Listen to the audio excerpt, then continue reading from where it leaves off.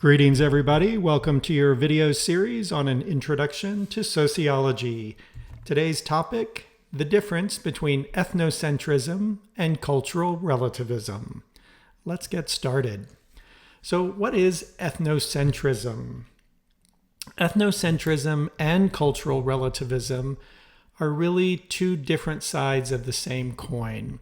That coin being, how do various cultures and societies look at other cultures and societies? So ethnocentrism is when someone evaluates a different culture and judges a different culture based on how it compares to one's own cultural norms. So we know already from our previous videos that each culture and society has its own set of norms, values, beliefs, and behaviors. And each culture is unique in many ways from other cultures. So we're looking at what happens when people from one culture come into contact with people from a different culture. If you are someone that is more ethnocentric, you are likely to judge a differing culture as superior, as inferior, or different, or weird, or less than your own culture. So if someone in the United States, in American culture, is being ethnocentric, they are seeing or looking at other cultural values, beliefs, and behaviors as less than or not as good as their own American cultural values, beliefs, and behaviors. Americans can often be accused of being ethnocentric. There's a fine line between patriotism and ethnocentrism. We often feel in this society that if the rest of the world would just behave as we do and value and believe what we do, that the world would be a better place. But some of that slips from patriotism into more ethnocentrism and is judging other people or other cultures as inferior or weird or different or bad. The opposite of ethnocentrism would be cultural relativism. What do we mean by cultural relativism? Well, cultural relativism is when we are willing to assess a culture on its own standards, its own values and beliefs, rather than viewing it through the lens of our own culture. So a cultural relativist would see each culture as equal or no better or no worse than any other culture.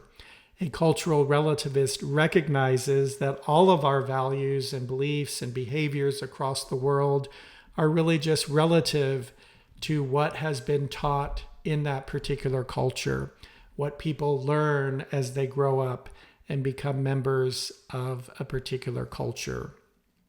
Now, it seems like cultural relativism would be the way to go, right? Treat everybody as equal and the same and no judgment. But we also, just with ethnocentrism, want to be careful. We also want to be careful with cultural relativism. There are times, perhaps, when we can be a bit more ethnocentric. If a different culture has, for example, a set of values or beliefs that bring harm to segments of that culture or harm to segments of that society, we don't always have to accept that as okay. We can challenge those values and beliefs in ways that aren't necessarily ethnocentric. There are people who look at the United States and some of our values and beliefs as not being necessarily great for everybody. So again, the idea with ethnocentrism and cultural relativism is we just want to be careful that we're not judging other cultures only against our own standards, but we also want to give ourselves permission to look at other cultural values and beliefs and norms as problematic if that value system is bringing harm to members of that society. And the best example historically we can look at is Nazi Germany, for example. We don't have to be or didn't have to be culturally relative and try to understand and accept what was going on in Germany prior to and during World War II, most of the world came together and said, this is not acceptable. That was not ethnocentrism. That was just being, good citizens of the world and recognizing that there was a lot of hurt, suffering, and death going on in Germany at that time. So that's going to do it for now. Thanks for checking in. Never stop learning, and remember, sociology